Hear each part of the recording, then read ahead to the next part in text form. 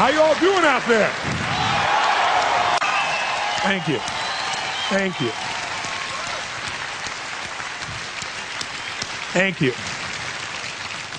I'm honored and I'm blown away, even though this is my 25th year plus doing this. I've been doing this for a quarter of a century now, which is quite amazing for me in the process. Thank you.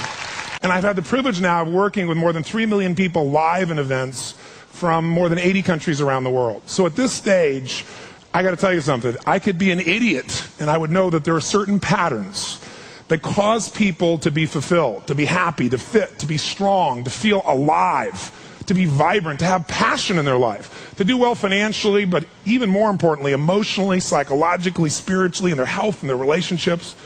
And there are also patterns that make people frustrated, overwhelmed, depressed, sad, lonely, cause them to be struggling financially, struggling with their bodies, struggling intimately. And those patterns, they're not because there's something wrong with somebody, it's because of a pattern that we're doing.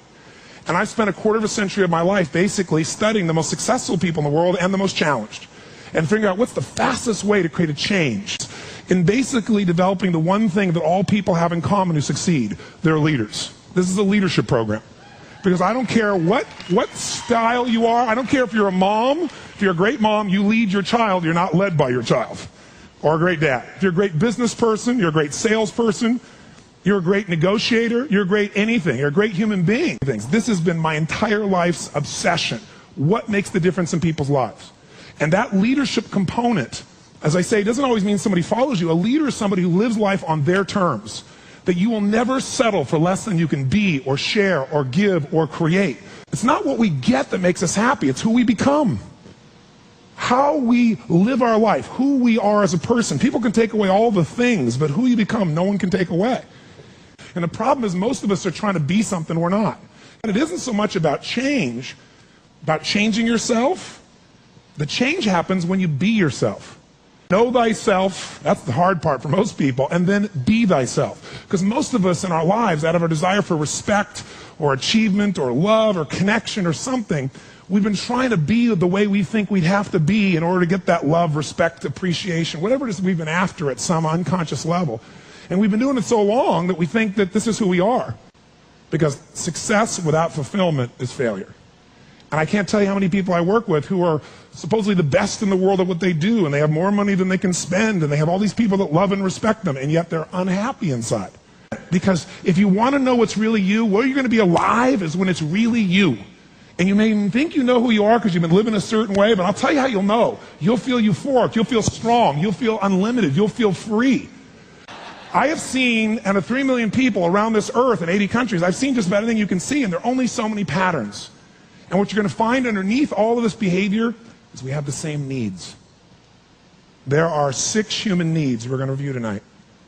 When you understand what those needs are and which ones you're focusing on, you start to understand why people do the crazy things they do, including you and I.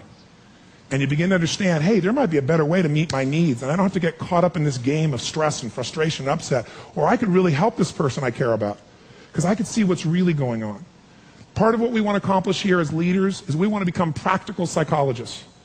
We want to understand what's really going on so we can help, so we can make a difference, so we can transform. So yes, of course you can do better in your business, because the more you understand about what people need and want, the greater you're going to be. The better manager, better leader, the better mom or dad, the better friend. And there's a better you that's available when you understand what's driving you.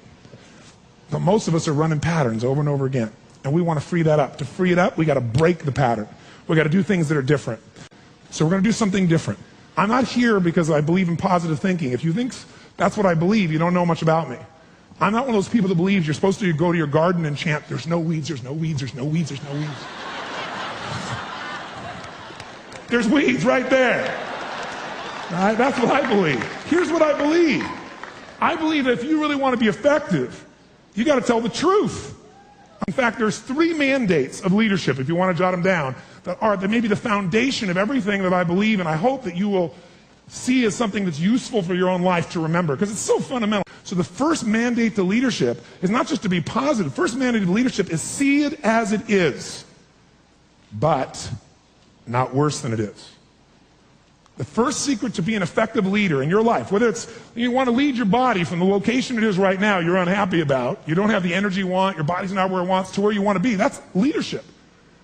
You want to transform your business, that's leadership. Your income, that's leadership. You want to help your children, that's leadership. You're going to be a leader? Step number one, tell the truth. See as it really is, but don't make it worse than it is so you have an excuse not to try.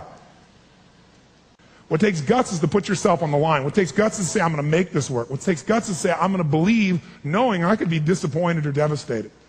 But you know what? Disappointment's a good emotion if you learn how to use it. Anybody can see it as it is and maybe be honest, but here's the real secret. Can you come up with a vision? Step two is see it better than it is. That's part of what we're going to do this weekend. Seeing it as it is, you got to be honest. And there's not anybody in this room, including me, doesn't have areas of their life that can be made better. But if we can figure out what they are and tell ourselves the truth, regardless of what other people think, then we got a chance to make a change. I learned something from General Schwarzkopf, one of the best leaders I've ever met. And I got a chance to spend quite a bit of time with him over the years. And he said to me, Tony, I'll tell you the secret to leadership. He said the whole secret to your life for any group, any individual, is no individual, no organization can get better until they can admit something's wrong. And so you know what the problem is? No one wants things to be wrong, so we compare ourselves to others who are doing better than so we can feel really good. See, he raised the standard. He went to step two. Step two is you got to see it better than it is and set that as your standard. A standard is something you don't go for. It's not a goal. It's something you live, breathe, and find a way to get to no matter what. If there isn't a way, a leader makes the way. Is there a difference between should and must for you? Yes or no? You better believe there is. So when that standard is a must for you, you're going to find the way. Finally, the third key here is once you see it better than it is, make it that way. You got to take massive action. You got to be resourceful. You got to find the way to make it you want it. So this weekend, first thing we're going to do after a while is you're going to get real clear about how is it really? How is your relationship really? How is your body really? How is your career really? How are your finances really? All of us in this room, as different as we are, and you can look around, you see every gender, race, probably religion, belief structure in this room. The one thing I bet we have in common is we won't settle. How many came because you want more? How many came because you want more? Say I. Oh, say I.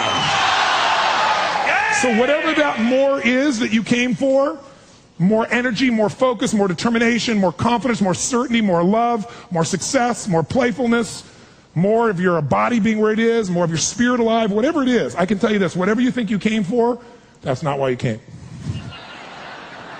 Because I've done this for 25 years. I'm not saying you won't get that too. But what brought you here and what you're going to leave with is going to be more than what you thought. I can promise you. You want to know what makes us happy? Progress.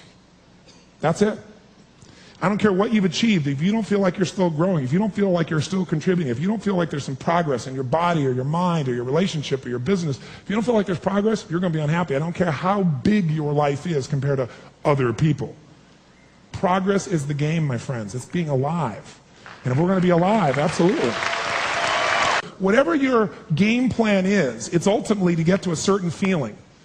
And the truth is you can have it right now. This next few days is the beginning of that path, and we want to take it to a whole nother level. And let's start now.